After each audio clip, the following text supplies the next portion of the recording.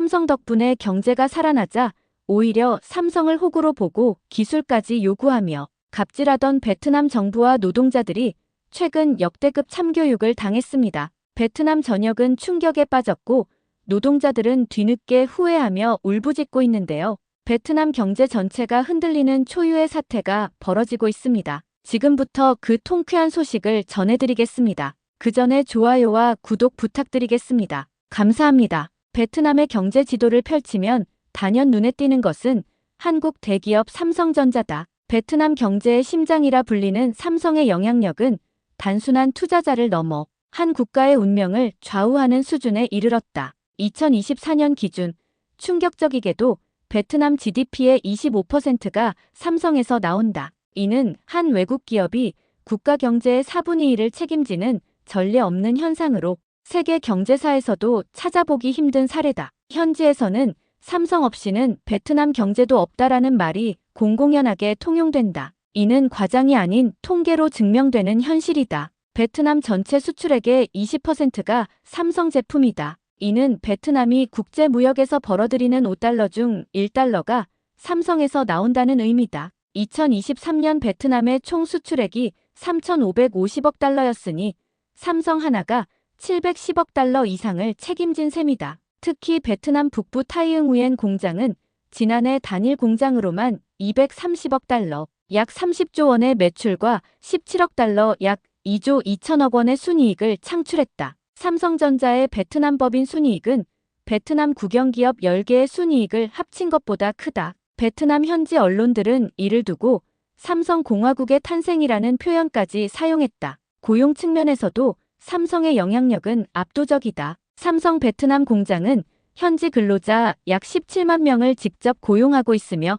협력업체를 포함하면 직간접적으로 60만 명 이상의 일자리를 제공한다. 베트남 노동인구가 약 5,500만 명임을 고려하면 삼성 하나가 직간접적으로 베트남 노동시장의 1% 이상을 책임지고 있는 셈이다. 베트남 청년들에게 삼성은 꿈의 직장 1순위다. 삼성 공장의 신입사원 초봉은 월 450달러로 베트남 평균 임금 220달러의 2배가 넘는다. 5년 이상 경력직은 월 1,000달러 이상을 받는다. 이는 베트남에서 중산층 진입을 가능케 하는 소득 수준이다. 실제로 베트남 북부 지역 대학 졸업생들의 취업, 희망 1순위 기업 조사에서 삼성은 10년 연속 1위를 차지했다. 삼성의 영향력은 직접적인 경제 효과를 넘어선다. 베트남 북부 지역의 인프라 발전도 삼성이 주도했다. 하노이와 타이응우엔을 잇는 고속도로는 삼성의 물류 효율성을 위해 확장되었고 박린성의 전력망은 삼성 공장의 안정적인 전력 공급을 위해 현대화되었다. 이런 인프라 개선은 주변 지역 경제 활성화로 이어졌다. 베트남 정부의 세수에서도 삼성의 비중은 막대하다. 2023년 삼성은 베트남에 약 38억 달러의 법인세를 납부했다. 이는 베트남 전체 법인세 수입의 12%에 해당하는 금액이다. 이처럼 삼성은 단순한 기업을 넘어 베트남 경제와 사회의 중심축으로 자리 잡았다.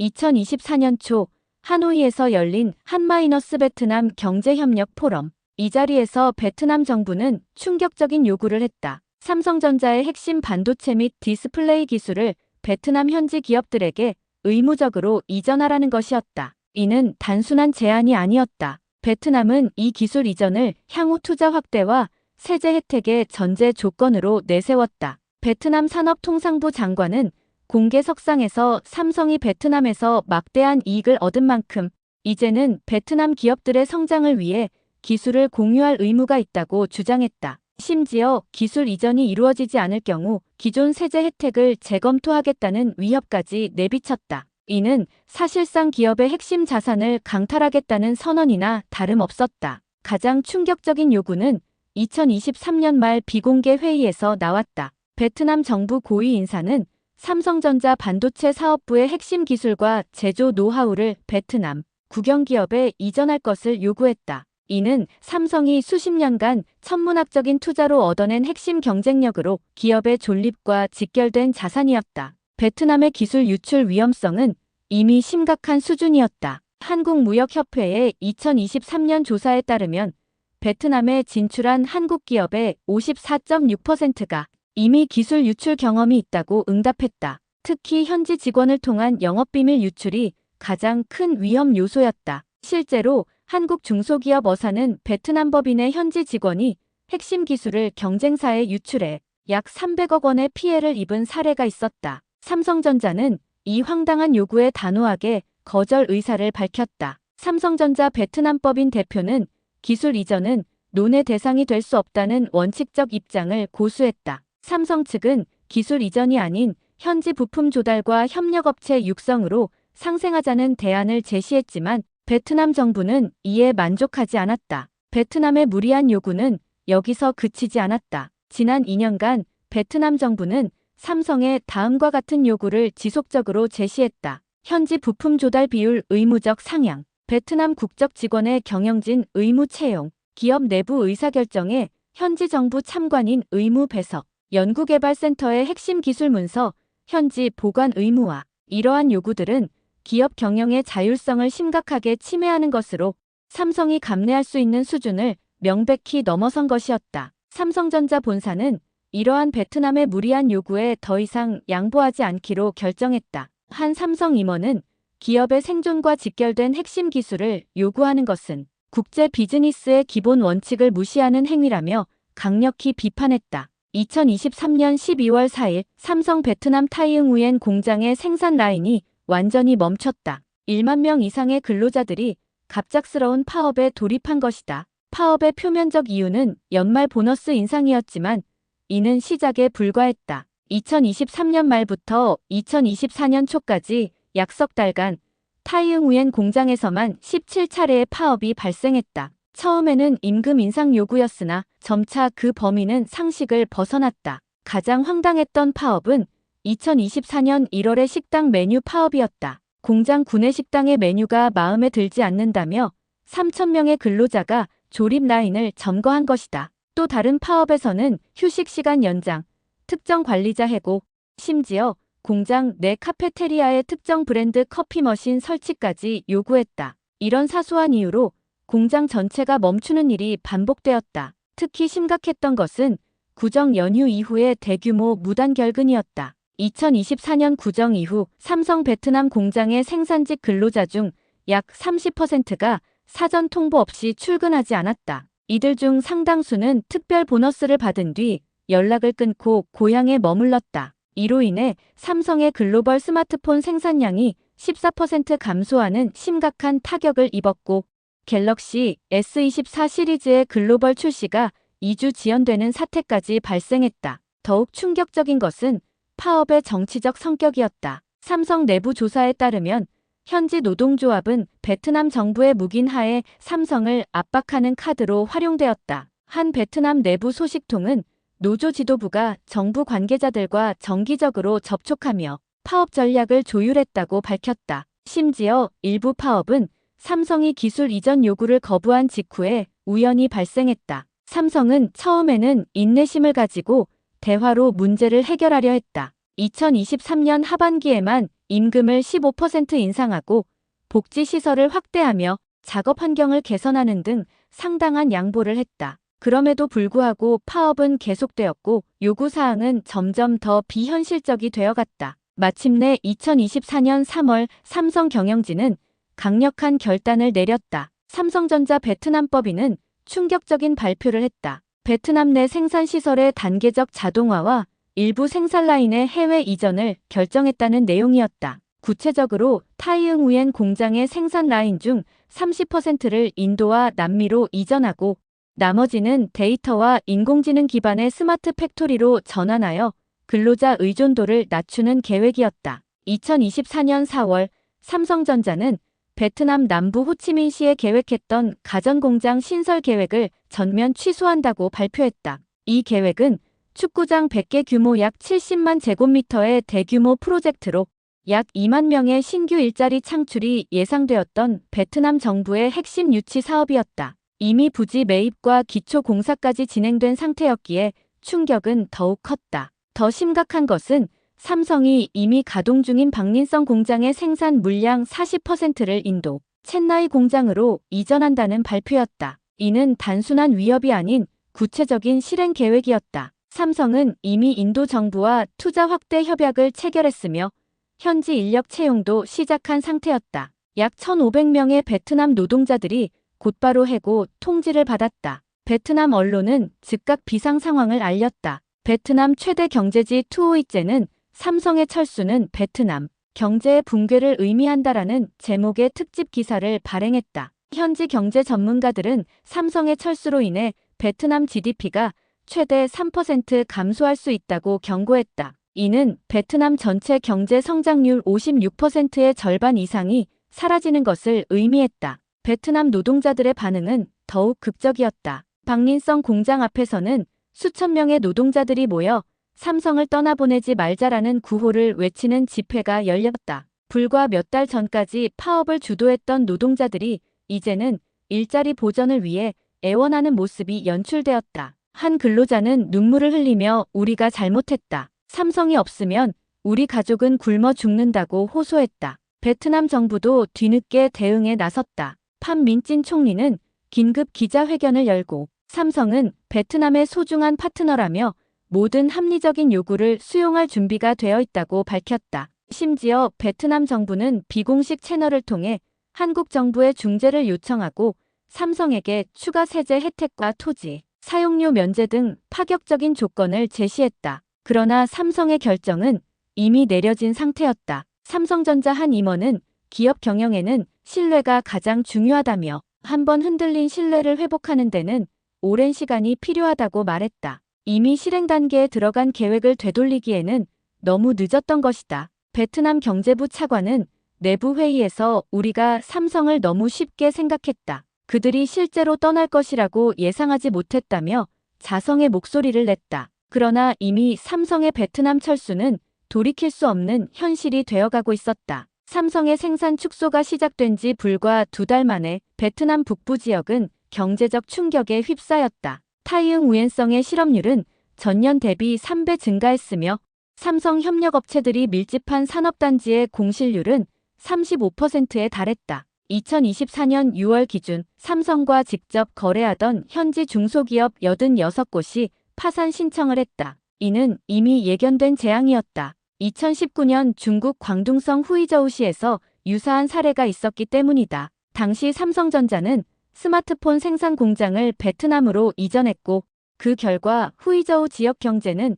급격한 침체에 빠졌다. 공장 주변 상권은 1년 만에 80% 이상 폐업했으며 지역 부동산 가격은 절반 이하로 폭락했다. 베트남에서도 비슷한 현상이 나타나기 시작했다. 타이응우엔 산업단지 주변의 임대 아파트 공실률은 60%를 넘었고 상점들은 연쇄적으로 문을 닫았다. 특히 심각한 것은 부동산 시장의 붕괴였다. 삼성 공장 인근 아파트 가격은 6개월 만에 40% 가까이 하락했다. 이는 많은 현지인들이 대출을 받아 구입한 자산이었기에 금융위기로 번질 위험도 커졌다. 한국 교민사회도 급격히 축소되기 시작했다. 하노이와 박린성에 거주하던 한국인 3만 명 중 약 8천 명이 2024년 상반기에 철수했다. 한국 식당과 마트, 서비스 업체들이 줄줄이 문을 닫으면서 지역 경제는 더욱 위축되었다. 삼성의 영향력이 얼마나 광범위했는지를 보여주는 단적인 사례였다. 현지 경제 전문가인 응우엔 반남은 삼성의 존재가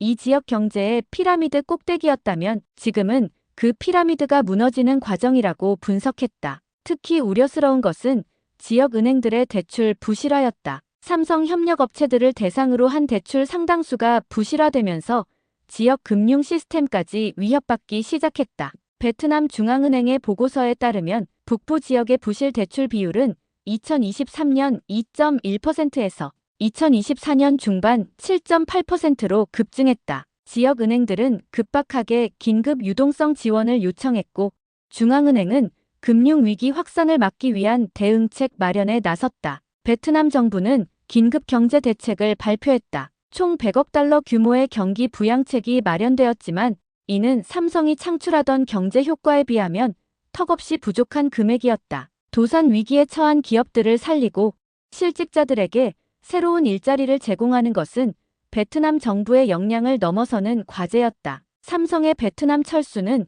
개별 사례가 아니었다. 글로벌 기업들의 생산기지 재편이라는 큰 흐름의 일부였다. 특히 인도에서도 비슷한 현상이 나타나기 시작했다. 인도 카르나타카주의 애플 공장에서는 2023년 말부터 노조의 정치적 파업이 지속되었다. 현지 하청업체 직원들은 임금 인상을 넘어 경영 참여와 고용 보장까지 요구하며 생산을 방해했다. 애플의 최대 협력사인 폭스콘은 결국 2024년 초 인도 공장의 생산량 30%를 베트남으로 이전하기로 결정했다. 애플의 인도 내 다른 협력사인 페가트론도 생산 물량의 일부를 말레이시아로 이전했다. 인도 정부가 제공한 막대한 세제 혜택에도 불구하고 노동 불안이 투자의 최대 걸림돌로 작용한 것이다. 특히 충격적이었던 것은 테슬라의 결정이었다. 테슬라는 인도 첸나이에 계획했던 전기차 공장 설립을 연기하고 멕시코 몬테레이로 투자를 전환했다. 일론 머스크 테슬라 CEO는 인도의 노동, 불안정성과 정치적 리스크가 투자의 최대 장애물이라고 공개적으로 언급했다. 이는 인도 정부에 큰 충격을 주었다. 이러한 글로벌 기업들의 움직임은 베트남과 인도가 공통적으로 직면한 문제를 보여준다. 저임금만으로는 더 이상 외국인 투자를 유치하기 어려운 시대가 온 것이다. 글로벌 기업들은 생산 기지를 여러 국가에 분산하는 리스크 헤징 전략을 강화하고 있다. 삼성은 베트남에서 철수한 생산량을 인도 40%와 브라질 30%, 멕시코 30%로 분산 이전했다. 일본 경제신문의 분석에 따르면 베트남에 투자했던 글로벌 기업 중 17%가 투자, 축소나 철수를 고려하고 있다고 답했다. 이는 베트남이 더 이상 안전한 투자처로 인식되지 않는다는 위험 신호였다. 특히 노키아, LG전자, 나이키 등 대형 다국적 기업들이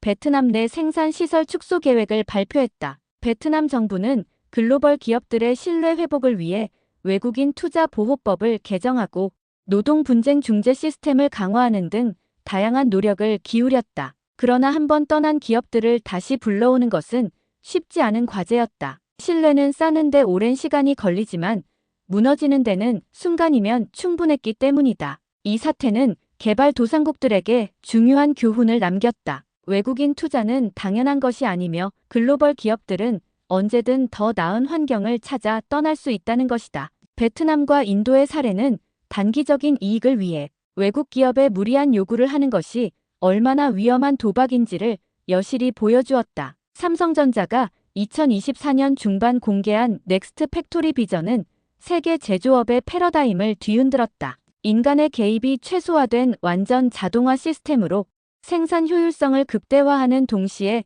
노동 리스크를 원천적으로 차단하는 전략이었다. 삼성전자는 이를 4차 산업혁명 시대의 궁극적 제조 방식이라고 정의했다. 핵심은 자율 생산 체계였다. 인공지능이 수요를 예측하고 자동으로 생산 계획을 수립한 뒤 로봇이 실제 제조를 담당하는 시스템이다. 이미 삼성 기존 공장의 73%가 자동화되었지만 새로운 시스템에서는 그 비율이 95%까지 높아진다. 특히 기존에 인간이 담당했던 품질 검사와 미세 조정 분야까지 AI가 대체하는 점이 혁신적이었다. 삼성전자 생산기술연구소장은 스마트 팩토리는 단순한 자동화가 아닌 생산 시스템의 재발명이라고 설명했다. 그는 인간 노동자의 변덕과 감정에 좌우되지 않는 안정적인 생산체계 구축이 핵심이라고 강조했다. 이 기술이 완전히 구현되면 현재 17만 명인 베트남 삼성 공장의 인력이 2만 명 수준으로 줄어들 것으로 예상되었다. 특히 주목할 만한 것은 인도 첸나이에 건설 중인 신규 공장이다. 이 공장은 설계 단계부터 넥스트 팩토리 개념을 적용해 인력 의존도를 최소화했다. 공장 인력의 80%가 엔지니어와 AI 전문가로 구성되며 단순 생산직은 20%에 불과하다. 지난 40년간 제조업의 핵심 경쟁력이 값싼 노동력이었다면 앞으로는 기술력과 자동화가 핵심이 될 것이라는 강력한 신호였다. 삼성전자는 베트남에서의 경험을 바탕으로 남미 지역 투자도 재편했다. 브라질 마나우스와 멕시코 티후아나의 새로 건설 중인 공장들은 처음부터 무인화와 자동화를 고려한 설계로 진행되고 있다. 특히 멕시코 공장은 완공 시 세계 최초로 완전 자율 생산 라인을 갖추게 될 예정이다. 이는 제조업의 패러다임 전환을 의미한다. 더 이상 저렴한 노동력이 투자 유치의 결정적 요소가 아니게 된 것이다. 대신 안정적인 정치 환경, 지적 재산권 보호, 숙련된 엔지니어 인력, 그리고 첨단 디지털 인프라가 더 중요한 고려 사항이 되었다. 삼성의 이런 전략 변화는 다른 글로벌 기업들에게도 큰 영향을 미쳤다. 애플, 나이키, LG전자 등 주요 글로벌 기업들도 유사한 자동화 전략을 발표했다. 특히 노동집약적 산업으로 알려졌던 의류 제조업체들까지 자동화 도입을 서두르고 있다. 나이키는 2025년까지 베트남 생산 라인의 60%를 자동화하겠다는 계획을 발표했다. 베트남은 이 변화에 대응하기 위해 교육 시스템 개혁을 서둘렀다. 정부는 향후 10년간 10만 명의 소프트웨어 엔지니어와 AI 전문가 양성 계획을 발표했다. 그러나 이러한 노력이 결실을 맺기까지는 오랜 시간이 필요했다. 그 사이에 글로벌 제조업 지형은 이미 크게 변화할 것이 분명했다. 삼성과 베트남의 갈등은 한국과 태국 사이에 발생한 또 다른 국제 분쟁과 대비되었다. 2023년 말 태국 공항에서 한국 관광객들이 부당한 대우를 받았다는 보도가 나온 후 한국 정부와 기업, 그리고 국민들은 단호하게 대응했다. 이는 단호함의 중요성을 극명하게 보여준 사례였다. 한국 정부의 대응은 신속하고 강력했다. 외교부는 즉각 여행주의보를 발령했고 태국 주재 한국 대사관은 공식 항의서를 전달했다. 더 나아가 법무부는 태국인 불법 체류자 단속을 대폭 강화하고 취업비자 발급 심사를 엄격히 하는 조치를 취했다. 이는 태국 경제에 직접적인 타격을 주는 조치였다. 한국 기업들의 대응도 단호했다. 주요 여행사들은 일제히 태국 여행 상품을 중단했고 대형 항공사들은 태국 노선을 축소했다. 국민들의 자발적인 노태국 캠페인으로 한국인 태국 방문객은 80% 가까이 감소했다. 태국의 주요 수입원이던 한국 관광객이 급감하자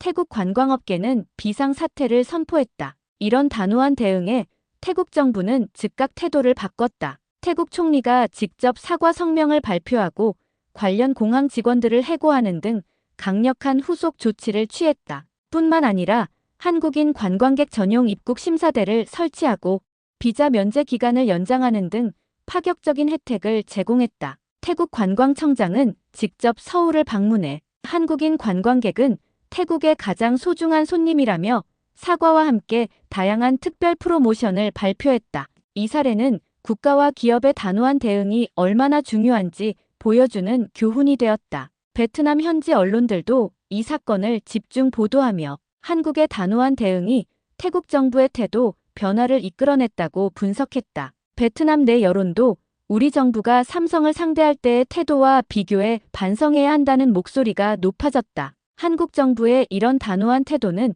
베트남 사태에서도 계속되었다. 베트남 정부가 비공식 채널을 통해 중재를 요청했을 때 한국산업통상자원부 장관은 기업의 경영 자율성을 침해하는 어떠한 요구도 받아들일 수 없다며 단호한 입장을 고수했다. 이는 한국 기업의 해외 활동을 적극적으로 보호하는 정부의 의지를 보여주는 사례였다. 베트남 경제 전문가 레 황희앱은 베트남 정부가 삼성을 대했던 방식은 심각한 오판이었다며 글로벌 기업들은 더 이상 저렴한 노동력만을 찾아 투자하지 않는다. 예측 가능한 비즈니스 환경과 공정한 대우가 더 중요하다고 지적했다. 그는 한국과 태국의 사례는 국가 간 관계에서 상호 존중과 단호함의 균형이 얼마나 중요한지 보여준다고 덧붙였다. 이제 베트남은 새로운 선택의 기로에 섰다. 삼성의 부분적 철수로 인한 경제적 타격을 최소화하면서 다른 글로벌 기업들의 신뢰를 회복해야 하는 과제를 안게 된 것이다. 이는 단순한 정책 변화를 넘어 경제 시스템과 사회 인식의 근본적인 전환을 요구하는 도전이었다. 베트남의 미래는 이제 삼성 없이도 지속 가능한 경제 성장을 이룰 수 있을지에 달려 있다. 그리고 이 과정에서 한국 기업들이 베트남에서 겪은 경험은 글로벌 경제 질서 속에서 한국의 위상과 역할에 대한 중요한 교훈을 남겼다. 무엇보다 국익을 위해서는 때로는 타협보다 단호함이 더 효과적인 전략이 될 수 있다는 것을 보여준 사례였다. 오늘 전해드린 내용처럼 베트남의 끝없는 욕심과 갑질이 결국 삼성의 단호한 결정 앞에 무너지고 말았습니다. 이미 돌아설 대로 돌아서버린 삼성의 발걸음에 뒤늦게 후회하는 베트남의 모습이 통쾌하면서도 씁쓸한데요. 여러분들의 생각은 어떠신가요? 댓글을 통해 다양한 의견 남겨주시고 영상이 마음에 드셨다면 구독과 좋아요 꼭 눌러주시기 바랍니다. 시청해주셔서 감사합니다.